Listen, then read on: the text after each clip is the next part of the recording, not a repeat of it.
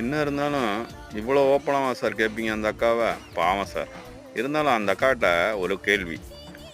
நீங்கள் உங்கள் தம்பி வீட்டில் எப்படி முதலாளாக நிற்கணும்னு நினைக்கிறீங்களோ அதே மாதிரி உங்கள் கணவருக்கு ஒரு அக்கா இருந்து அவங்க இப்படி இருந்தால் நீங்கள் சும்மா இருப்பீங்களா? என் ஹஸ்பண்ட் வந்துட்டு எப்படின்னா ஜென்ரலா எந்த விஷயம் நாங்க முடிவு பண்ணோம்னு நினைச்சாலும் ஃபர்ஸ்ட் அவங்க அக்காட்ட கேட்டுறணும் அப்படின்னு. இப்போ ரீசெண்டா நாங்க கார் வாங்கணும்னு முடிவு பண்ணியிருந்தோம். வந்து உங்களுக்கு முன்னுரிமையே கொடுத்து பண்ணாலும் ஓகே நானும் வரேன்பா ஒரு கீ கொடுக்குறேன், நீங்க தான் கணவன் மனைவி, நீங்க ஃபர்ஸ்ட் வாங்கன்னு சொல்லி நகர்றது டீசென்சியா? இல்ல நானும் வந்து நிப்பேங்கிறது சரியா?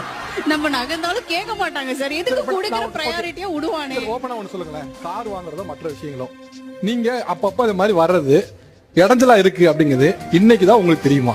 இல்ல தெரியும் தானே? ஏன் நீங்க எல்லாம் டீசெண்டா நகர்றது இல்ல? இப்ப நீங்க இருக்குது உங்க வீடா இல்ல நீங்க புகுந்த போனது உங்க வீடா? புகுந்ததுதான் என் வீடு. அப்ப இங்க உங்களுக்கு என்ன ஹோல்டு இருக்கு? நீங்க இங்க வந்து இடைஞ்சல் பண்ணிட்டே இருக்கீங்க.